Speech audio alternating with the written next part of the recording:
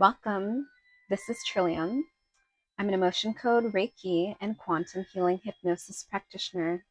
And today I'm going to be doing a talk on my process regarding healing the father wound. Now, this is huge.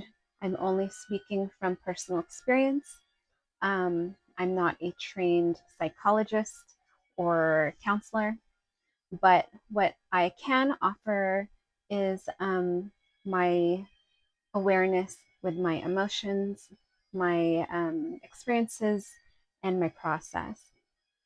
And so, what I had been working on the past, I'd say, week or so, um, regarding feelings of being chosen.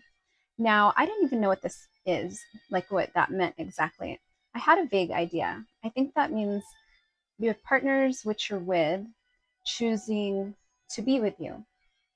And so in my past, I had always unconsciously chosen either A, emotionally unavailable partners, or if I found someone that was emotionally available when it started getting too serious, I would pull back and I would because I knew that I didn't want to be with this person.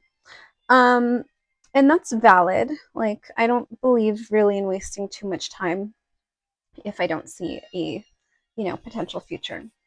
But some people can just be in relationships just for the sake of being in relationships, and I don't really look at relationships that way.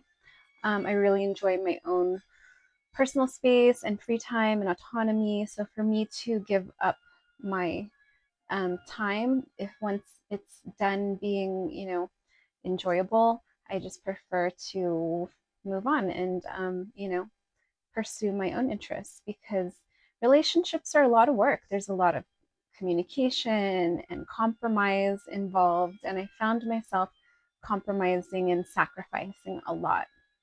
And that was really burdensome for me. So I've just been on my healing journey. But there's this one tarot reader. I highly recommend her. She goes by Talsi Tarot, and her style deals with law of assumption. Anyway, one of the things she brings up a lot is you need to assume yourself into the role of being chosen. And so I didn't really know exactly what I meant, but I felt like I was ready to make the quantum leap and clear this block in me because I had been clearing so many other blocks. I felt like I was ready. And so I decided to check with my body and see if I had a contract of not being chosen. And in fact, I did. And having worked through a bunch of father stuff, um, I knew intuitively that it was because of that.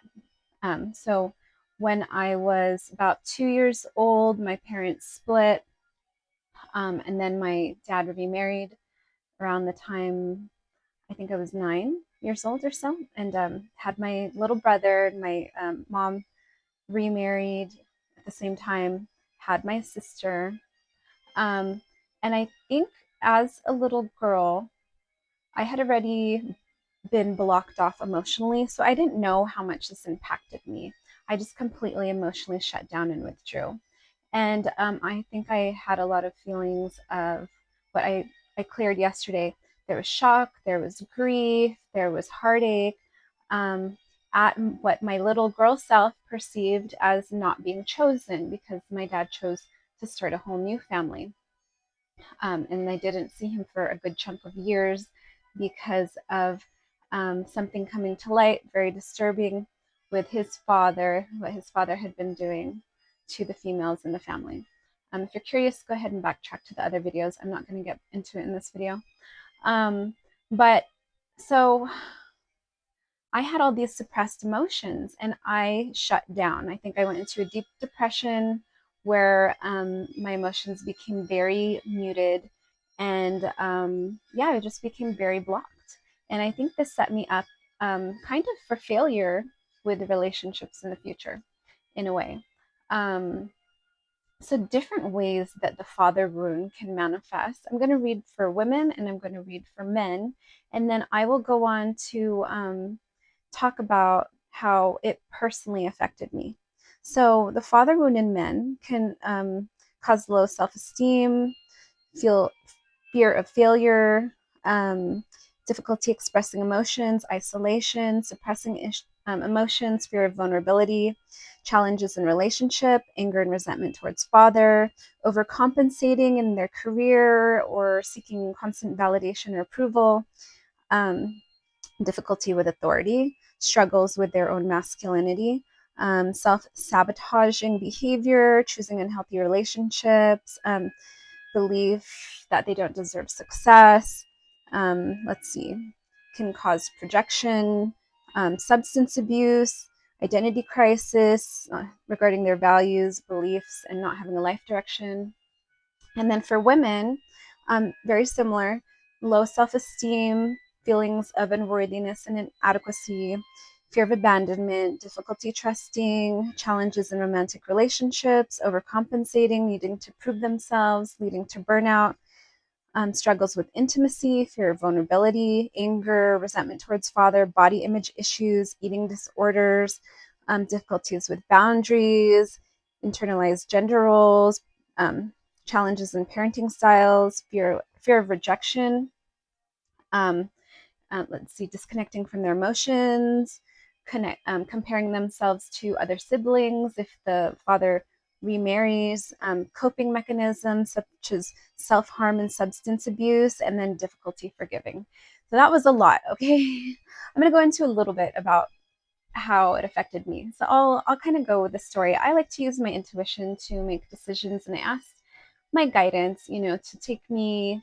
And so my guidance took me on the long path to go enjoy the Christmas lights and go to this hotel, which is a beautiful walkway called the Montage, where there's a Christmas tree. And there, on the way there, I saw this license plate which had Virgo on it. So I tried to think, okay, this is telling me something. I thought of all the Virgos in my life, the males, ones that I had been involved with, and the common theme was them being like extremely critical and dissatisfied, which I think is a very Virgo trait. Kind of seeking perfection because they're perfectionists in themselves. They're so critical of themselves and constantly judging other people. This is my personal experience. I don't mean to judge all Virgos, okay? But in my experience, they want perfection. And I remember this one time I was involved with one, this is very young, I was like 19 or something like that.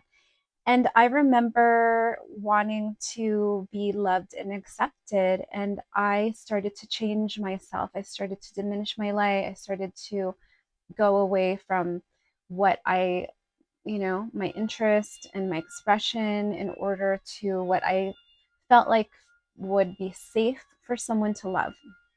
So I exchanged my authenticity and sacrificed that thinking that, if I stopped doing all these things, maybe that would make me worthy of love. And that was very not, one, not authentic, one, it not giving myself the love and validation. But it kind of put me on a path of not showing up fully. And it took me a long time to be able to love myself and accept myself, integrate both my light and my shadow self. Anyway, going forward. So it caused me to look at all that common theme, and traced it back to my father. And so finally I forgave him, um, and felt those feelings as a little girl of feeling like I had not been chosen, like my father had chosen the other family. So I started to work through that, forgiving him, and then feelings of shock came up in my throat, repressed crying, grief, sorrow, and heartache that I worked through. So it was really huge. Anyway, I just wanted to share a little bit of my process. Thank you so much for tuning in. This holiday, we're going to be with family. I invite you to meditate on that. Think about what's your relationship with your father and how's that affected you. Anyway, sending you so much light, and please like, comment, and subscribe. Bye. Mwah.